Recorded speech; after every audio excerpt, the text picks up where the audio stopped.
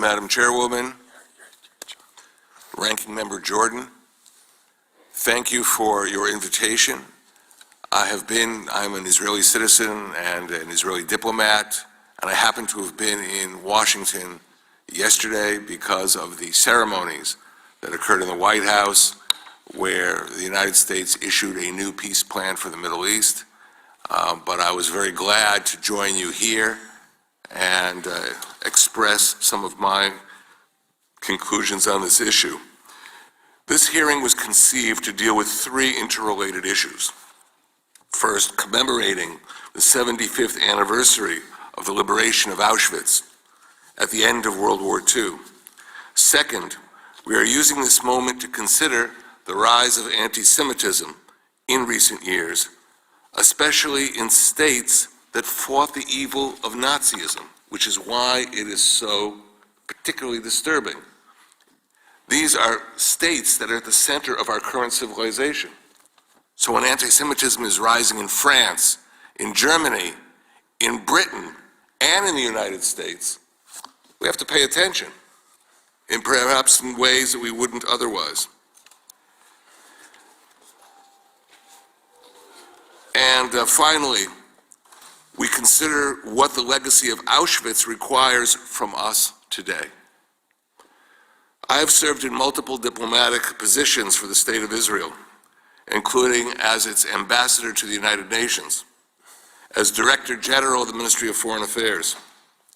Wherever I was posted, the Holocaust was a national disaster that we, the representatives of the reborn Jewish state, could never forget.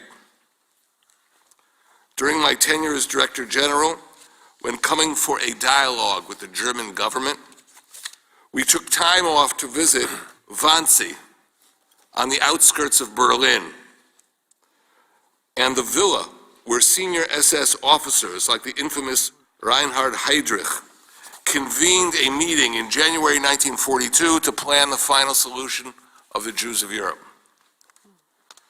It was here that a plan was conceived for the Jews of German-occupied Europe that included the building of Auschwitz.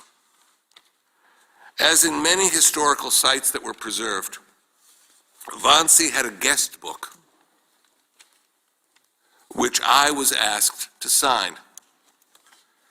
Well, what do you write in such a book at such a location? Have a nice day? With the burden of our history on my shoulders, I wrote a very terse comment. I wrote, quote, "We will never allow anyone to do this to us again," unquote. I remembered that in the course of World War II, 6 million Jews were exterminated by the Germans, and at Auschwitz alone, 960,000 Jews were killed. Auschwitz was located in the eastern part of the Nazi Empire. That meant it was vulnerable, first and foremost, to the Red Army along the Eastern Front. The German determination to complete their mission of extermination, despite the advances of the Russians, caused the Germans to transfer the inmates from Auschwitz to other concentration camps further west and within the borders of the German state.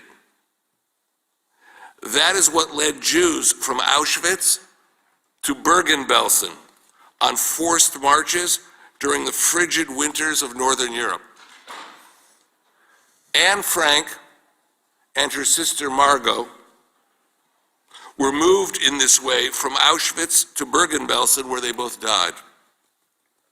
On a personal note, my mother-in-law, Dina Sherman, and her sister Esther were relocated from Auschwitz to Bergen-Belsen with thousands of others. 5 days after the British Army liberated Bergen-Belsen, a BBC reporter named Richard Dimbleby entered the camp and recorded the Jewish prisoners rising up with their frail bodies on a Friday night and breaking into the Hebrew song Hatikva, which means the hope. They were reminding the world that their hope was 2,000 years old and dated back to when the Jews lived as a free people in their own land. It was time for them to go home. That's what they were saying. Hatikva became the national anthem of the state of Israel. Modern Israel is committed to fighting anti-Semitism and defending Jews worldwide. Only today, anti-Semitism is not just active in Venezuela or in remote areas of Yemen. It is being revived in the heart of Western civilization, in France, the United Kingdom, and in Germany, as well as in the US and Canada. This new wave of anti-Semitism can be fought with legal tools and with education. Anti-Semitic incitement can have lethal consequences.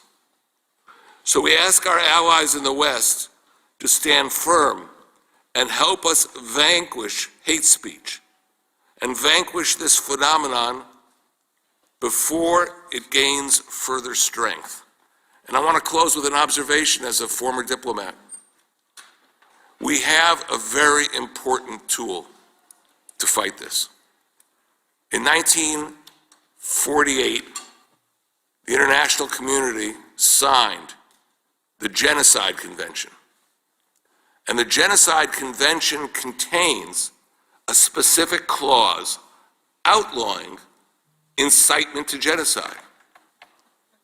When the Iranian leadership spoke about wiping Israel off the map, we convened a group of international legal scholars to look into whether they had crossed the line of incitement to genocide.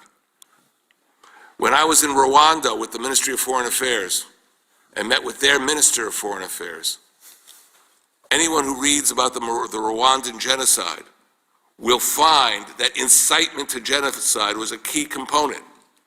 It was a warning signal that something is about to happen.